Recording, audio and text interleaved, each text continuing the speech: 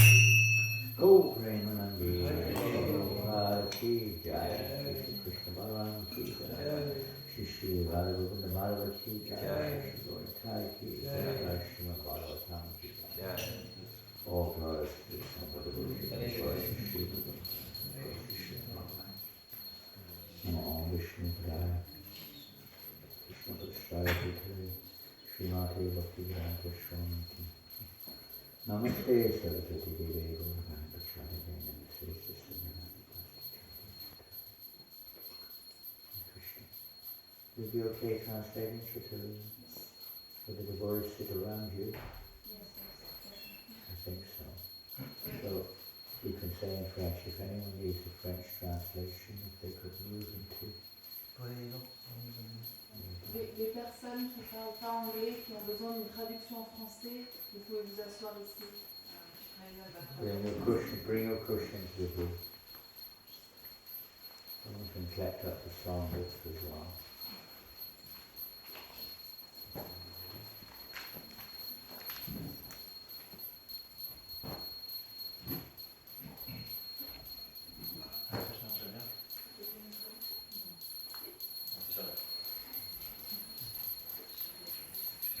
Is there no vegetable cutting this morning? In the groom? No vegetable cutting, or is that kitchen department? Pardon? Near Jolly Kaddish, there is no lunch. No lunch? More vegetables on a Kaddish usually. Well, you're not supposed to cut your nails on a Kaddish, but you can cut vegetables. You're not supposed to cut your hair or nails on a Kaddish, but you can cut vegetables, can you?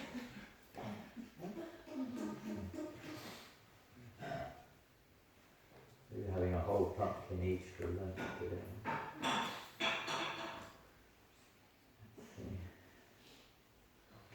We all settled? We chant a little mantra first. Some of you know this. You can listen carefully if you want to repeat. It's a very ancient mantra from scriptures of India. Still today very common.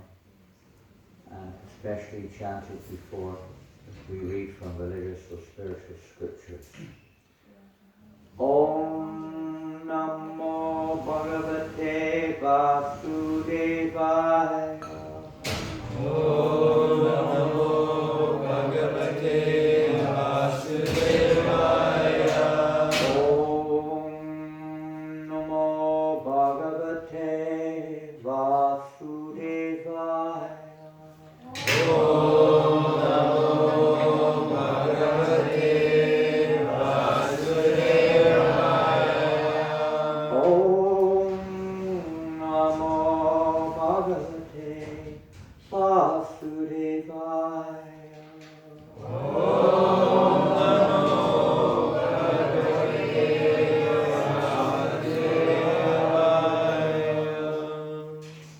This is an invocation that we chant before, and it's offering our respects, our obeisances to the Supreme Lord. Very simple mantra. And today we're reading, I think we're reading from the Bhagavatam, although there's nothing on the table. Is there a book somewhere?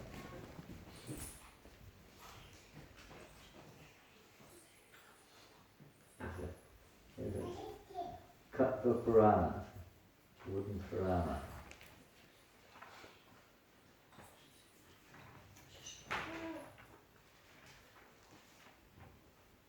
I can probably find the verse if you give the book. Is that it?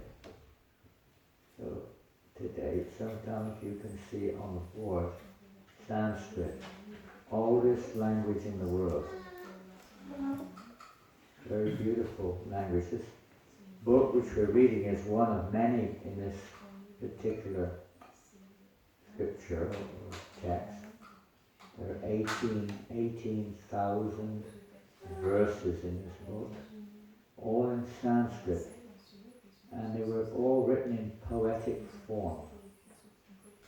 Beautiful poetic form. I used to go from around universities in England distributing these books or trying to professors and libraries. I was traveling with Bhakti Tirtha Maharaj Ganesham at the time. He was expert at that. And we would often go to what's called linguistic scholars or professors to try to sell these books to them. And many of them knew Sanskrit or were aware of Sanskrit language. And it was more or less, everywhere we went, they agreed that it was the oldest known language on the planet. And very ancient, no one can, doesn't have a history of time really, it's eternal language. Much, you could say, opposed to modern historical, so-called information. Life is eternal, and knowledge is eternal, language is eternal, and particularly Sanskrit, the mother, we call it the mother of all languages. So we're going to chant, and I'll be chanting one word you can repeat. I think it's 9th Canto, Chapter 8, Text 18. Ayodhya. Ayodhya. Have any of you been to India? There. Oh, yes, you. In India there's one town called Ayodhya. It's famous.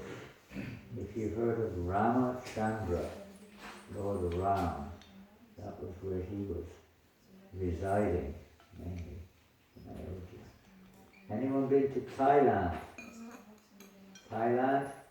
Sandarika, you've been everywhere, okay? You been to Thailand? Your next door neighbour, you're from Vietnam, isn't it? Yes. Next door neighbour, almost next door neighbour, Cambodia, Thailand.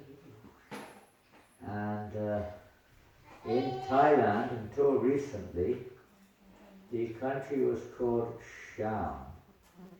Siam, name of Krishna, Siam. And the capital of Thailand was known as Ayodhya. There's one city that's still called Ayodhya. Just north of Bangkok. It used to be the capital of Thailand. It's not now. Bangkok is the capital. in Bangkok, if you go to the city centre, it was a designed city, the roads were all symmetrical.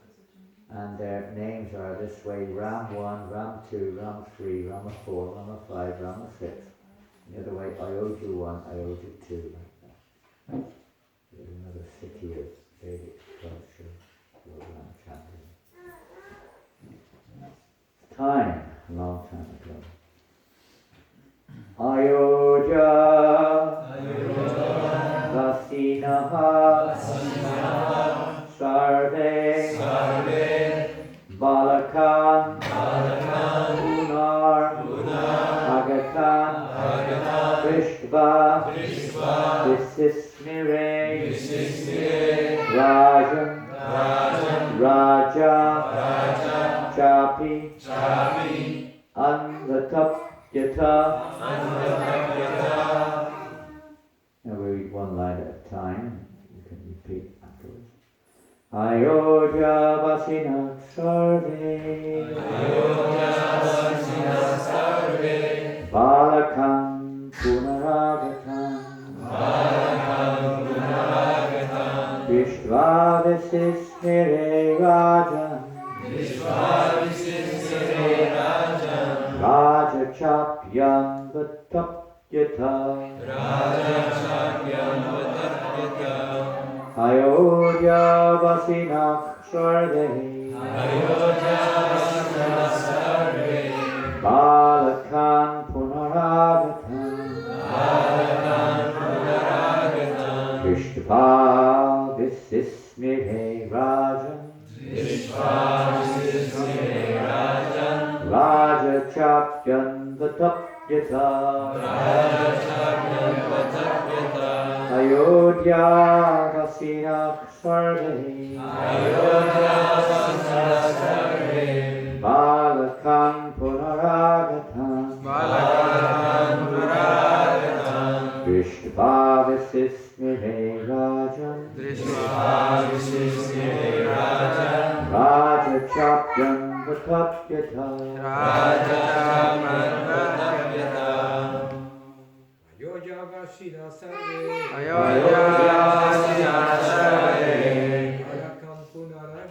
Balakan Punaragatam, Vishva Visismire Rajan, Raja Chapyan Vatapyata.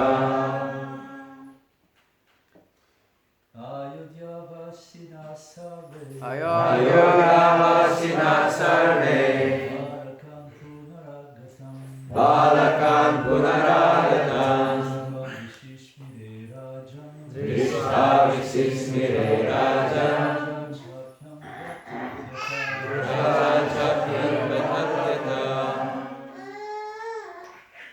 Any ladies?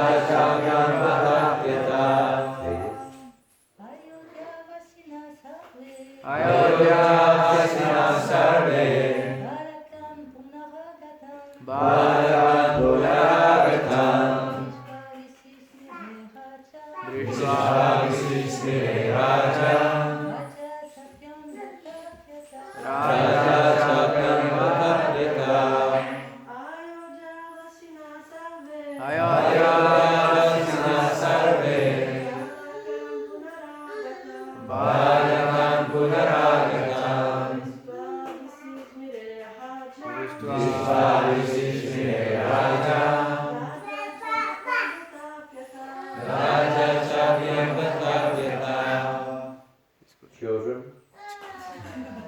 Anyone? Any children around? Maybe it's good I take her out. Good. Is it okay if she's there? Yeah, I don't mind. I was asking if she wanted to chant the mantra. No, she's being noisy. So. I thought she was trying to chant the mantra. mantra. Well, every one of these verses is known as a mantra, 18,000. Mantra, many of you have heard this word, maybe all of us. What does mantra mean? Many of you know, some of you probably don't know what it means. We hear words like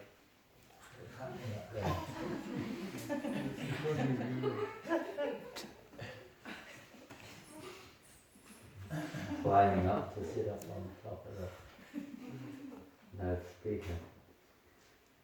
Hare Krishna. So what does mantra mean? Nothing to do with man.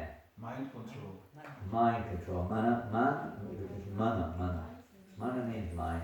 Tra means that which helps to control or regulate. Anyone ever had any problem with their minds?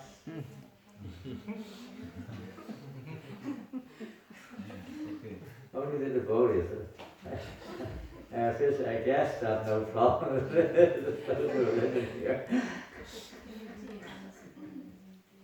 But usually, I mean, we may not think of it like that, but usually sometimes we have some kind of,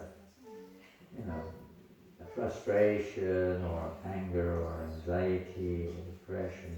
Sometimes in our life, at least, not always. Sometimes we disturb the mind, some disturbance there. Sometimes at night when we're sleeping, during the day. Sometimes there's some fear, all kinds of emotions which are experienced.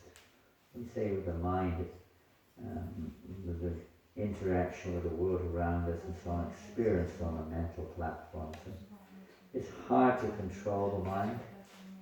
Sometimes the mind runs wildly. The mantra is a method. Every one of these verses helps to subdue, pacify the mind, purify our. We say the mind, you could say it's that which is perceived by the soul, which is often disturbing. It's the mind, it's the platform which the soul perceives the various impressions of the world around us are visualized on the television or something, visualized on the platform of the mind, subtle body, the mind. And oftentimes it's disturbing. Sometimes it's very joyful, mixed emotions, experiences there. But to regulate or to control that mind is very difficult, and sometimes it says it's more difficult to control than the raging wind. Very hard to control that mind.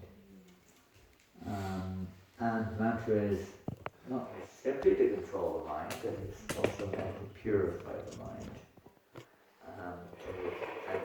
In terms of spiritual life, to evoke spiritual thoughts within our mind. So all these books, all these scriptures are for that. Purification, regulation, control of the mind, and awakening spiritual thoughts. Reminding ourselves of our identity beyond the mind, beyond the intellect, beyond the body, our spiritual identity. So we're going to read each word in the translation. Ayodhyavasinaha, the inhabitants of Ayodhya. It was a major capital city in those days. Sarve, all of them. Balakan, their sons. Punaha, again. Agatan, having come back to life.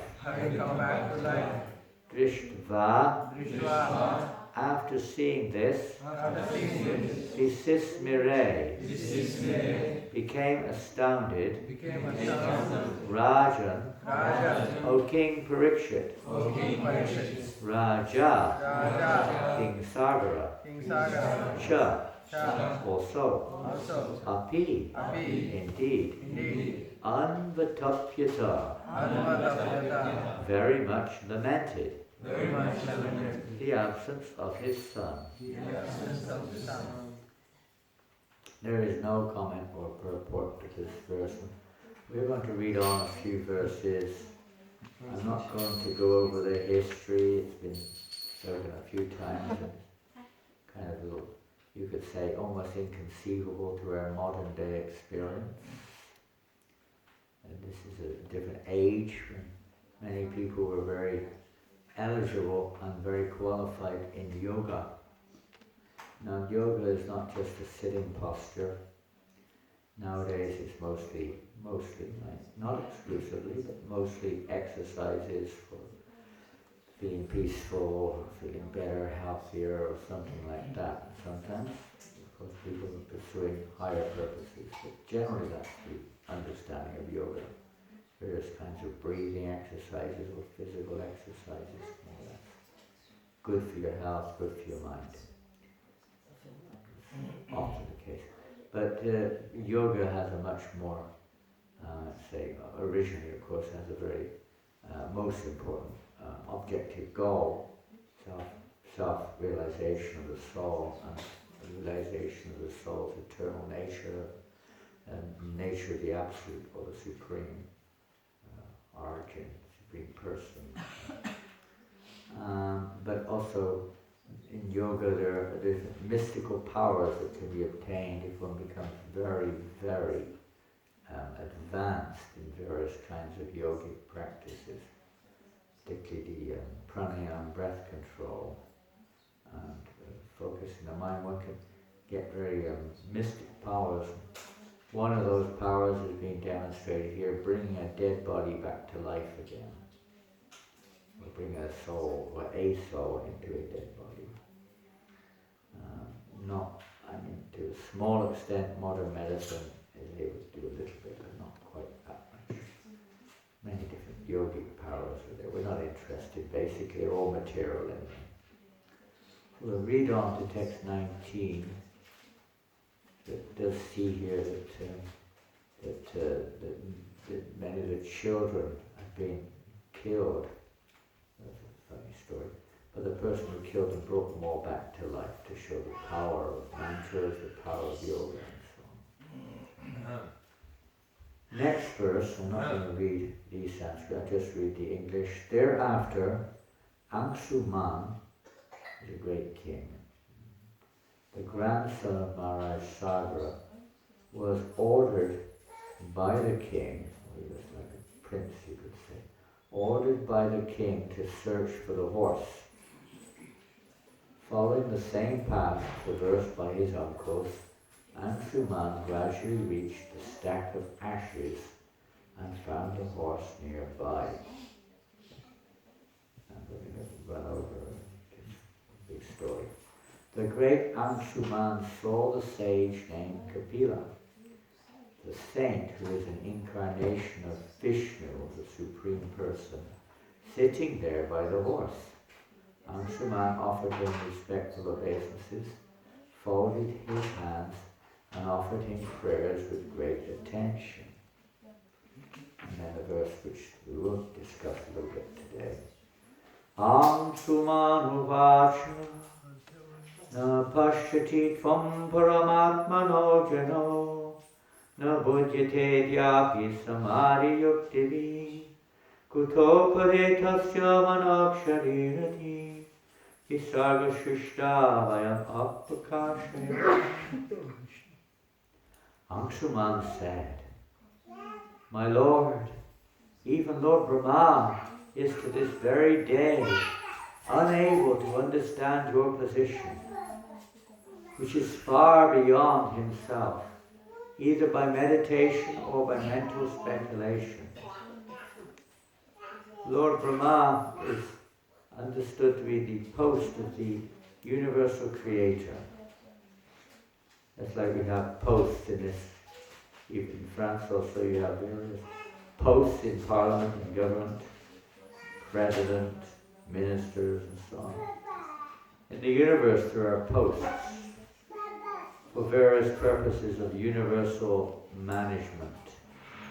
So initially there's a creator or person who creates or puts the energy into form.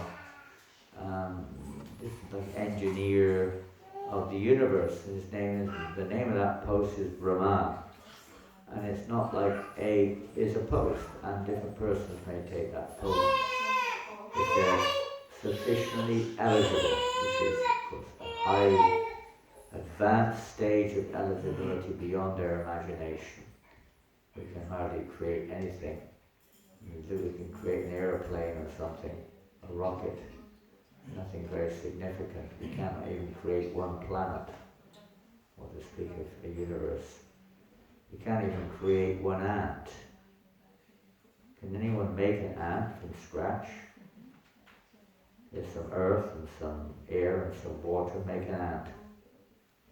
You can't even make one ant. You can't even make one cell. You can only take all the existing ones and, do some mixing. You can't create from scratch. Our capacity for creation is very minimal. Even Lord Brahma actually can only takes the energy of the Supreme and molds it into shape, but on a much greater scale than we can. He doesn't create primordial or original energy. He takes those original elements and arranges them in such a way that they form whatever, bodies, planets. His name is Brahma. And he has extremely high, you can imagine what type of intelligence he has. When somebody is very expert in creating something or making something, we say they're very intelligent, or doing something very special. They've got some intelligence. When we're little children, it's like, I can't imagine how this is possible. When you grow up, you realize, I cannot do it, you understand that someone else can. Making a mobile phone, something like that, which is like, to me, I don't know how they do it, but they do. They just take the elements and with intelligence, experiment and so on, eventually find ways of achieving their purpose. So even here it says that Lord who creates the universe to this very day is unable to understand your position. Now Ansuman's talking to the Lord Kapila, who is a form of the Supreme Person. Comes for a specific purpose to teach what's known as Sankhya Yoga, Sankhya philosophy, knowledge of the elements, knowledge of how everything is connected and so on, which is far beyond himself. That knowledge of the spiritual world is beyond our material capacity. It is very famous for Atakshi Krishna Namadina Bhava.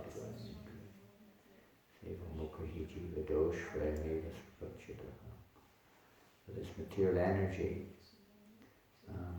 when one is engrossed in this material energy, it's impossible to conceive or understand the nature of spirit, because the nature of the material energy is that we tend to measure things. We want to be able to get everything within our grasp. How far away is it? We want to conquer it. Maybe we're the only humans in the universe. Different types of relative, information like this, but it's all in relationship to the temporary material world. That which is created is nothing to do with the creator, not even the method of creation they try to understand, but they don't get to the real point. Taking out the personal aspect means one's looking at it as purely mechanistic, and one cannot get to the actual root. They can only go describe what we see, but not what we cannot see. There's so many things which we cannot see, even from the material perspective. We cannot see ether, we cannot see air, even we can see the effects of air, but not air itself.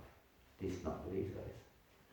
We may not be able to see the mind in one sense we can see, but we can't see it in another sense. Many things, intellect, emotions, we experience them, but we can't exactly see them. We experience the effects of their presence. What to speak of places beyond. Even we cannot see the center of the earth, which is under our feet. We cannot see, the other side of the universe, practically speaking, or what's on other planets. Maybe with some little help they may think that they do, I don't know. So we may speculate, material life generally speculates, another method of trying to understand something by speculation or experimentation. But again, we're using the same imperfect or limited senses to see through some periscope or microscope or something like that, telescope, something like that, which doesn't give us a complete picture. We can only see it from our own limited perspective.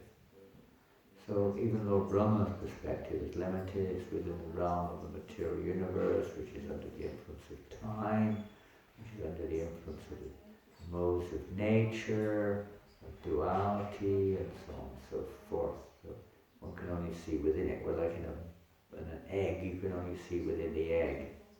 You cannot see outside it when you're in it. Those outside may not even be able to see it, of course, but they can see outside of the egg.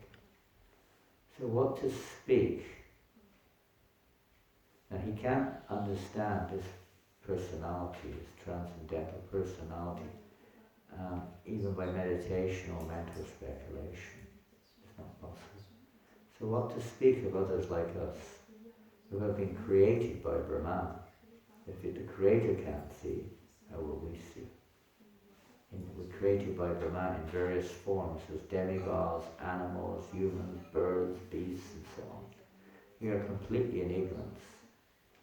Different types of ignorance. Ignorance of who we are, ignorance of cause of life, ignorance of what happens when we die, so many ignorances of it. Therefore, how can we know you, who are the transcendence above, transcendence of that which is above?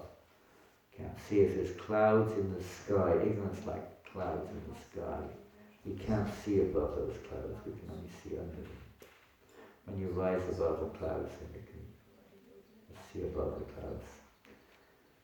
But under the clouds we cannot see, it's just clouds, ignorance. So we only see within the world that we're in. We'll try to measure everything. Even if one has a belief in God, we try to compare him to ourselves. Try to put some, measure on him or something. We read the comment by Srila Prabhupada, it's called Purple. Echa Resha Samutena Dvandamohena Bharata Sarvabhutani Sammoham Sargayanti Parantapa. This is a verse spoken by Krishna, actually, from the Bhagavad Gita. Is everyone familiar with Bhagavad Gita?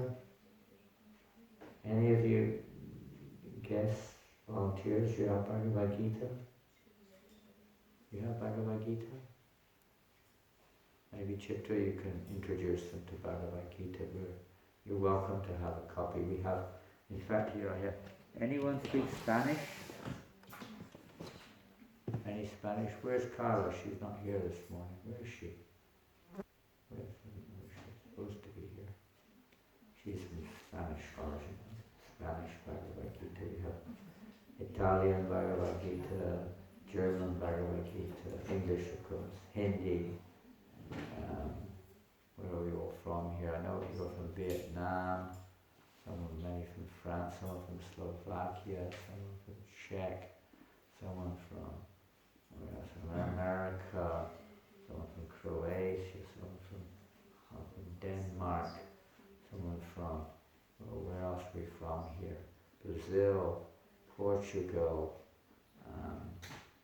Ukraine, where else? Anyone from any other countries? Pardon? Belgium. Belgium, yeah, Belgium. Where else? England, yeah. Somebody from England. They let them in. Me.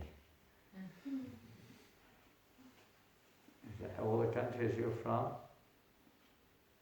Okay, so different countries that we have. All these languages we have Bhagavad Gita translated, if you want. We may not have them all here, but many. Well, from the Bhagavad Gita, Krishna in English said, O conqueror of the foe, he's talking to Arjuna. Bhagavad Gita is a discussion between Krishna, the Supreme Person, and Arjuna, who represents us, or living entities. O conqueror of the foe, Arjuna is a very powerful warrior, very powerful. All living entities are born into delusion, overcome by the dualities of desire and hate. In dualities, likes and dislikes, heat and cold, happiness, distress, desire and hate, attraction and repulsion, and so on. All living beings in the material world are influenced by the three modes of nature. There's always, these three modes are in action. Modes is a mixture of these three modes, and known as goodness, passion, and ignorance. Ignorance means don't know. We just don't know what's going on. Passion means we think we know what's going on. We're very busy trying to do something. And goodness means one has a little bit more understanding of what's going on, and is not so much influenced by gross activities, a little bit more refined, natural kind of lifestyle. And then this higher mode of pure goodness.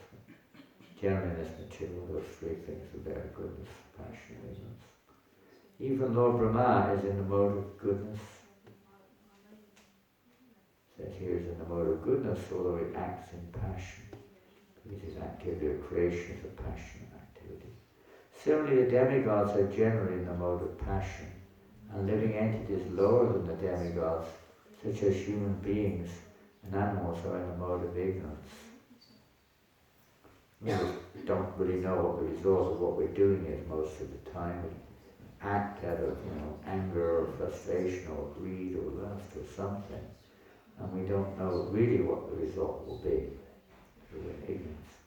Or maybe a mixed goodness, passion, and ignorance. Therefore, Anshuman wanted to explain that because his uncles, who had burned to ashes, were under the modes of mature nature, they could not understand Lord Kapila. Because you are beyond even the direct and indirect intelligence of Lord Brahma, he prayed, unless we are enlightened by your Lordship, it will not be possible for us to understand you. And the ancient Vedic culture, there are many evidences or ways of understanding a thing, but the three primary ones are direct perception, which we all know, experimentation, which we may be familiar with also, which sometimes includes speculation, and the third was Shabda Praman, which means hearing from the right source. Most of our material knowledge is initially at least gathered by hearing at school, from a teacher, or from some kind of social media, or from parents telling us this, that, and the other.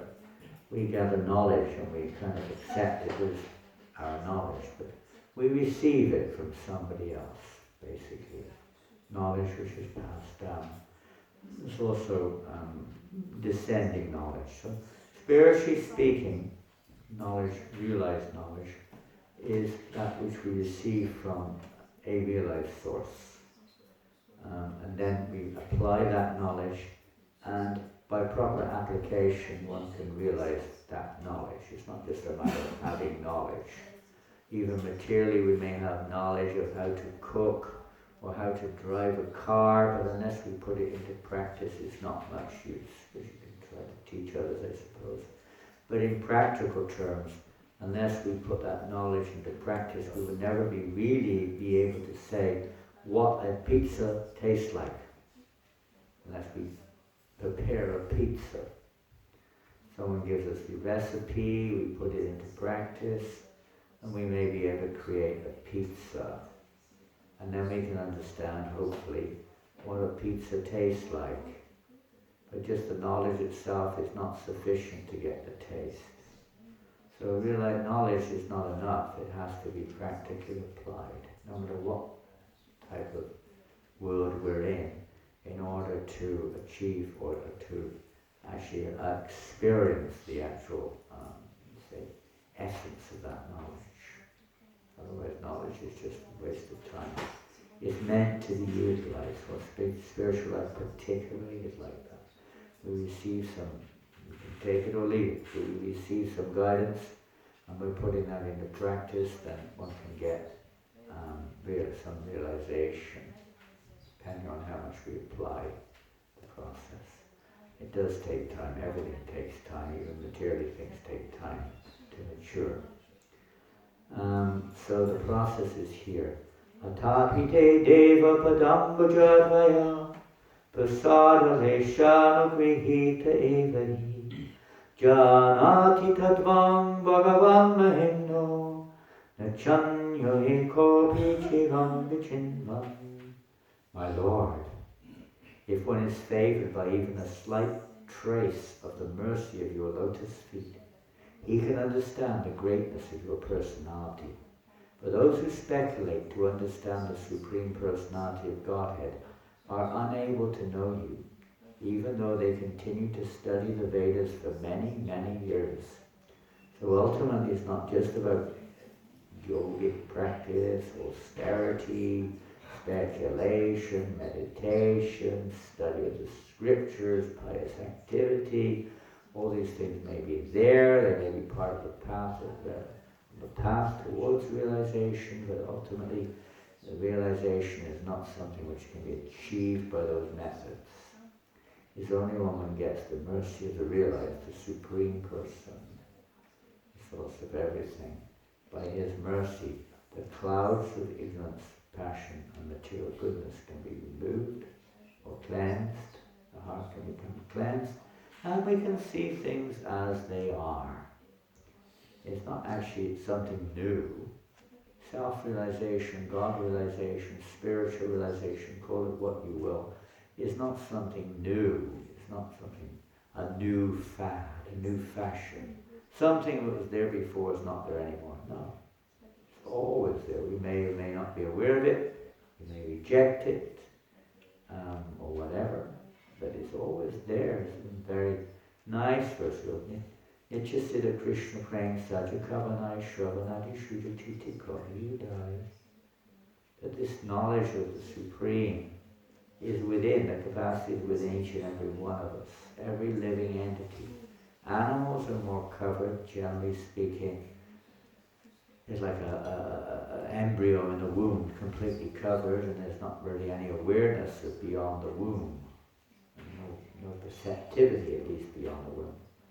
And then other forms of coverings are there. The human form is not so covered as other forms of life. Trees are even more covered, animals less covered. Different species are more or less covered by ignorance. Human form is not as covered, still covered, but not as covered. Now, it's not that we are humans, it's we're in a human body, which gives us a chance, more chance for spiritual life. If we use it only for material reasons, then there's not much use of the human body, because that's what the animals and birds and beasts are doing. Also, just using their body for material reasons. So human life is really meant, Dr. Brahmaji Nance said that human life is meant for spiritual realization. And the Vedic scriptures, the ancient sages of all religions of the world give a process to help human beings, particularly rare occasions, other species, but generally human beings, to make progress on the path of self-realization by following a particular path which is coming down originally from the Supreme Person in the form of written scriptures, in the form of his representatives. So if we want to follow that path, then that path can lead by the mercy, as we just read, the mercy of that Supreme Person, to remove these coverings of ignorance, passion, and goodness from our hearts, so we can see things as self-realization, this verse says, is not something we get from another source. It's there within us. It just has to be uncovered. It's like a jewel inside of a box, or even the child, the embryo inside the womb. We can see that there's pregnancy, but we can't see the child. Or a jewel within a box, we can't see it. It's there. It just has to be uncovered. So like that, this process of spiritual process, yogic process, is meant to uncover or cleanse the consciousness so we can see things clearly. It's like if you have a body of water and it's covered, and the water is full of mud, We cannot see, it's just dull, completely dull. There's some pollution in the water. Even the air, when it's misty, or there's some dirt, smog, we cannot see clearly. It's not that the object is unclear, it's not that the air is itself incapable. It's just there's another element there which is clouding the air.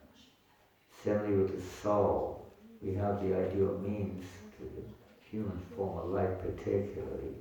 We have the means, but our consciousness, the means of seeing or perception, that which we perceive on the mental plane, is very clouded over. Clouded over by all kinds of material concepts, material desires, material karmas as well, of course, there are karmas there. But we're covered over in this way. So the mercy of the Lord, the purifying process given, cleanses our consciousness. So we can see what is already there. So when the water is completely clean, you can see right down to the bottom. Sometimes you see beautiful fish, sometimes coral reefs, or beautiful colored stones in the bottom. It's a very pleasing view. But when it's completely polluted, it's not a pleasing view. It's not at all attractive. So similarly, the living entity in this covered state, covered by various misconceptions, various types of material desires and so on, never-ending desires, in fact, and karmas, is not really pleasing to the soul, always struggling to find satisfaction. We're in an abnormal situation, temporary world, a world where there's not all, sometimes a little suffering, sometimes a little happiness, but generally speaking, not very pleasing situation. Temporary, we don't like to die, we don't like to lose what we think is mine, we don't like to, get old and sick, and this, generally speaking, these are unnatural things for the soul. It's inevitable this is going to happen in this world. But for the soul, it's not a natural experience. And to be in ignorance is also an uncomfortable situation. Fear is probably the most challenging thing in the universe. The element of fear. Fear of this, fear of that, fear of a disease, fear of a person, fear of war, fear of death, fear of disease. So many fears are there. Fear of the unknown, so on and so forth. And to be ignorant and to experience the cessation of our body and everything else around us, our relationships, this is all very unnatural. And that's why we suffer. That's why we don't like it. Because we're in an unnatural situation. A natural situation is eternal Janananda, eternal, full of bliss and full of knowledge. So this process, by the mercy of by the Supreme Person's mercy, this cloud which causes fear and so on is removed. The fear is caused because we are identifying with this world. We're identifying ourselves with this body, of being from France or England or America or wherever we're from, Belgium and Denmark and so on, Vietnam, Ukraine, Australia. We're not from any of these places. Maybe the body was born in these so-called places, but the soul was beyond it. Just like we may come in through that door, this window, that window, but we existed beyond that window or door. The soul, the living conscious being, is taking birth according to karma in a particular form, identifies with that form, becomes entangled, suffers distress when we lose whatever form it is, or whatever the form is accumulated, pain, and then eventually the form comes to an end, and we have to move on. This is unnatural for the soul, who is by nature eternal, blissful. Why? Because the Supreme Person is eternal, blissful, all-knowing. So to a tiny little degree, we also have that quality of eternality. We have it completely, but in small portions. And knowledge and blissful. Just like a spark of fire. When out of the fire, the spark is dead. When the spark goes back in the fire, it again looks like fire. a tiny spark, but it's a part of a great, great fire. We might have just come back into the fire or into our natural situation. Just finish the last few lines here. The Lord, the Supreme Personality of Godhead, can be understood by one who is favored by the Lord. The Lord cannot be understood by others. We may speculate, everyone speculates, is there a God, is there no God, is God like this, is God like that? And this is going on always like that. But there is information there if we want to find out about the nature of the Supreme Person, that loving person, the source of everything, who has all qualities without any perversion, pure qualities. Our qualities in this world are a little bit covered over, perverted, and we behave in ways which don't seem to be very godly or very even goodly. Because of our karma, it's like a child. Sometimes you give a child some facility and they don't know what to do with it, they misuse it, they break it, they do something strange with it. So we have this facility, we're not listening. The parent is giving guidance, but the child wants to do it its own way. We experience this all the time, and has a different gets its own experience, of course. We're in this material world. The energy is given to us. This body is given to us to utilize. It's not our body. We say it's my body. It's not. It's the material energy molded in such and such a way. Ultimately, through the agency of Goswami, we have these various bodies, and it behooves us to find out what we're supposed to do with these bodies, not just speculate or act just according to our own whims, because that entangles us in karma, called karma granta, not of karma. If you know, just because we're in something, that doesn't mean we necessarily possess it.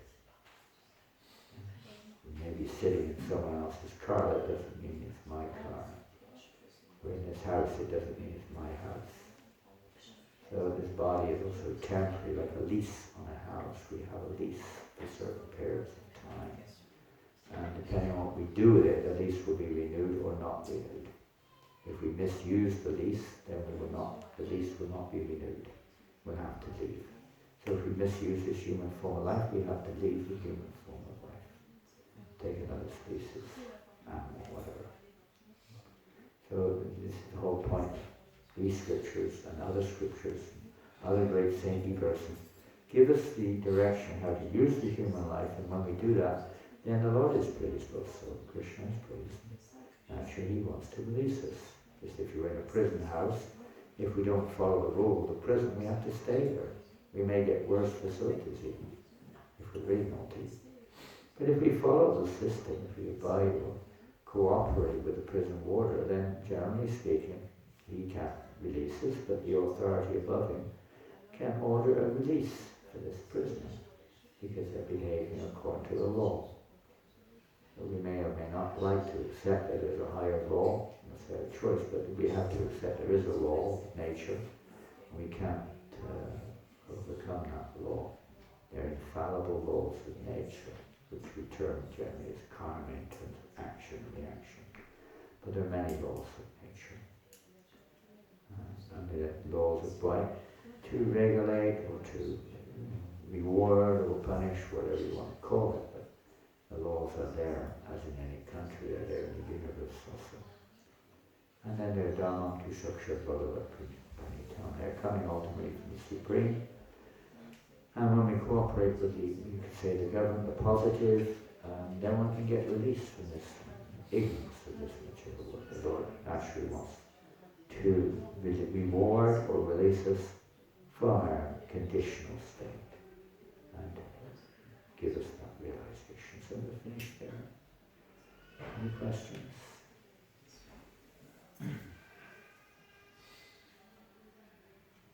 Didn't touch much on the history because of this attack.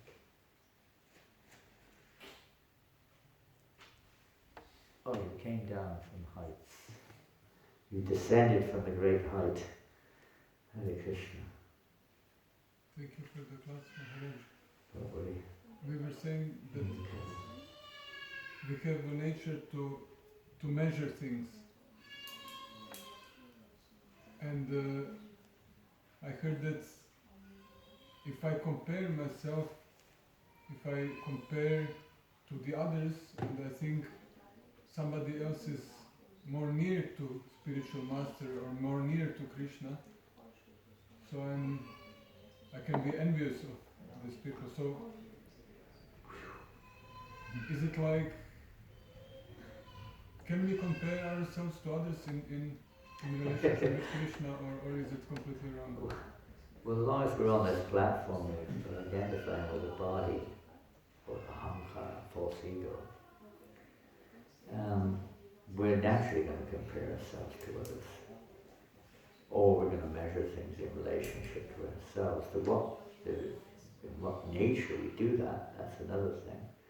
And in what way we do it is another thing. There maybe is a positive way as well.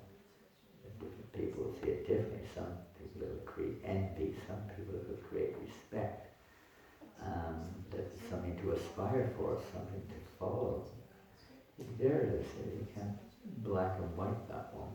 But the more we see ourselves in the center, and the more we're determined to establish ourselves amongst others as something special, and I'm not saying everyone feels that way, but some people do, then naturally the more we're going to feel envious or jealous or like that. The more we see others have things that I don't have, then definitely we'll start feeling envious. And then we may become very greedy to get more and more, so that people see us as better than them.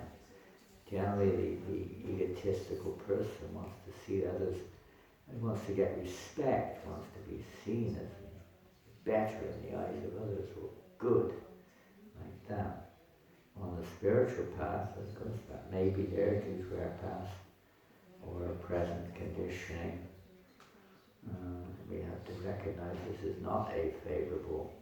Now, when you say envious of others, again, it depends on what result there. Envy isn't necessarily entirely a negative terminology. It's that envious of others that brings us to aspire to follow in their footsteps and also serve Krishna as nicely as they're doing, and that envy is not a negative. It can be an inspiration to progress. And if that is there's such a wonderfully engaged in devotional service, if only I could get their association, then maybe I could also progress in spiritual life. So we should be happy to see others who are advanced around us, because the only way that we can genuinely advance in spiritual life is to associate with those who are more advanced. So what? I think a fool would be envious of someone who is more advanced than themselves. It basically means we have no serious interest in spiritual life. Maybe having some good fortune to be hanging around. But if we really want to advance in Krishna consciousness, we have to recognize that everyone else in the universe is more advanced than me, practically, in one sense. But at least we have to have some kind of discrimination to see that everyone has something I don't have. Everyone has some qualities I don't have, that's for sure. Thank God. When you do see someone who, whatever we know about spiritual life, at least it appears to be more spiritually advanced, it behooves us, it's a very benefit that we serve or take association or hear from them, or at least respect them or something. In other words, we're never going to get the mercy of Krishna. We're never going to be released. We are continually seeing ourselves in the center and trying to find fault in others and bring them down and try to praise ourselves and this and that. This is why we're in the material world, this mentality. So we should be happy when we see someone advancing or more advanced. Does a mother get envious of her child when she sees the child progressing in life? Becoming a graduate or something like what people like to do nowadays, whatever the latest professions which are considered to be sought after. Your daughter, your son becomes, I don't know. I mean, in my time it was a brain surgeon, I don't know what it is now. And mother's very happy. And say, how can my son or daughter become a brain surgeon? That's more than me. No, the mother's very happy. Very happy. Let's see, because meditation. Very happy to see somebody very close to you. But everyone's close to Krishna. Everyone. We just turn the other way, looking away from him maybe. So the devotee sees everyone like that. They're very dear to Krishna. When you see somebody pleasing Krishna, then our goal of life is to please Krishna. So if you see someone pleasing Krishna, that's really good. We should be happy. We're not here to please ourselves, we're here to please Krishna. If you see someone pleasing Krishna, then we should be happy. And even if they're not, if we don't know, who do we say that they're not? Even if they're doing it wrong in terms of what we understand, but they're trying to please Krishna, that's wonderful. That's a wonderful thing. It sounds like a child trying to learn to walk. Mommy and Daddy are very happy. Even though the child, it's like a little Sangita, that she's trying to walk. It's great pleasure to mother, and grandmother, and everybody else. Everyone's happy. Prabhupada, our spiritual master would clap when he sees a little baby starting to walk. It brings pleasure when you see somebody grow and progress in life. It's natural. And the highest pleasure is when we grow spiritually, so we should be very happy to see someone. And if envy comes in, we just have to recognize this is it's not the right attitude, and pray and to become released of this spontaneous sometimes type of emotional effect, and take shelter of the holy name. Try to hear the holy name to cleanse us of this tendency. Whatever the tendency, we may become lusty when we see somebody, we may become envious when we see someone, we become angry sometimes. Different emotions may arise.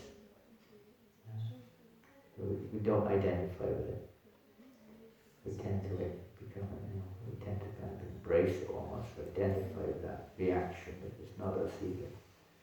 We're apart from that. That may be the conditional nature, but it's not the real nature. Rise above the modes of nature, Arjuna.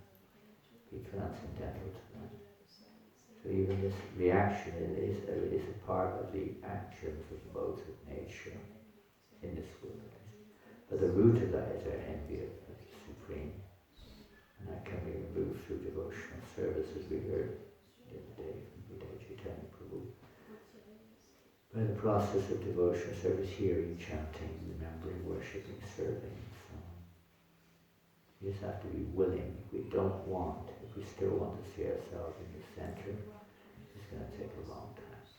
We've got to put Krishna in the center. Okay, I'm going to finish this. Srila Prabhupada Ki Jai. Srila Bhagavatam.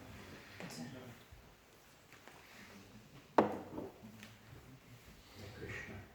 I hope we will have a pleasant stay here in Mayapur. Maybe we'll see it in a week or 10 days when we come back. Hare Krishna.